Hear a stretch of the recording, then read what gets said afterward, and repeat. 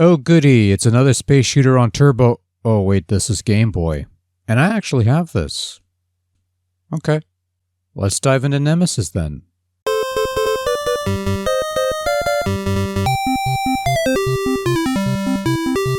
This is Nemesis, released in 1990 for Game Boy, courtesy of Ultra Games. And yes, Nemesis is the portable version of Konami's perennial arcade shooter Gradius. Not a street port, mind you, but something of a greatest hits compilation of sorts, so to speak. If you're remotely familiar with Gradius, then Nemesis is pretty much old hat. You fly your Vic Viper thing. Oh wait, your Proteus 911 ship. Well, at least it's not named after Richard Garriott. Nobody's going to get that. Through 5 stages of shooting action, collect power-up pods to light up your power-up meter, and press the button to activate the highlighted power-up, which range from speed boosts to extra weapons to shadowing options to force shields that last about 5 seconds before expiring. And that's on a good day. Again, you've got slightly familiar territory to travel through if you've played enough of these games, but with new boss encounters to close out the deal. And there's also a couple secret paths you could uncover if you know where to look and how to get there. Ultra Games back in the day had the portable gamer in mind, perhaps more so than Konami did.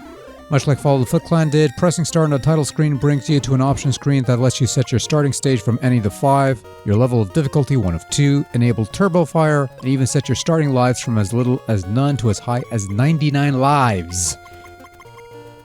No need for Konami code here, son, but don't worry, that's in there too because, come on now. Nemesis isn't treading on new territory, it's just taking what came before and reconfiguring it into a format that fits the monochrome Game Boy and does a rather fine job of it, all things considered. The game does skip the air history brief foray into space before entering the actual stage terrain and just starts you in the heat of things. And while the game does let you pick from any of the 5 stages, it's not a particularly long game, nor is it quite as heated as arcade entries or even the NES outings, which is why they let you pick level 2 to ramp things up a bit. Control's rather nice, doesn't chug all that often, not that I noticed anyway, which is, hey, for Game Boy, that's not bad actually. Graphically, Nemesis looks pretty good all things considered. With a monochrome display, there was more effort made in giving the stages you travel through more detail than you would have seen in NES Gradius. The first one anyway, not so much the other 2, which are much nicer because they can afford to be. Most importantly, however, everything's been scaled down to just the right balance, with enough space to move around in the levels to not ever feel cramped, while also large enough that objects are still easily recognizable from the arcade elements. And I do appreciate the distinction made between power-up pod and screen nuke pod. It's almost like a little MSX conversion in the palm of your hands, except the graphics are actually nice looking and the scrolling isn't jank. Nemesis also does a solid job in replicating some of the sound effects of Game Boy, every bit as tweety as it's ever been with these 8-bit efforts. And the tunes, while mostly recycled from previous games, including a couple MSX tunes for good measure, sound top-notch because the sound wizards at Konami know how to make the most of these sound chip things, that they sound good and stuff. Yes. Alright, sorry. Ultra Games. You know they're both one and the same, right? Just so you know.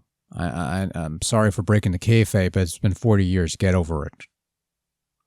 Overall, Nemesis is a perfectly serviceable outing of Gradius on the old Game Boy that keeps it straightforward, isn't overly ambitious, yet delivers a comparable experience on the platform. And at the time, if all you wanted was Gradius on the go, then this was more than enough to satisfy that need. Another fine effort from the Ultra Software Corporation on Game Boy. Konami should take notes, especially after their dismal effort with Castlevania. Oh wait,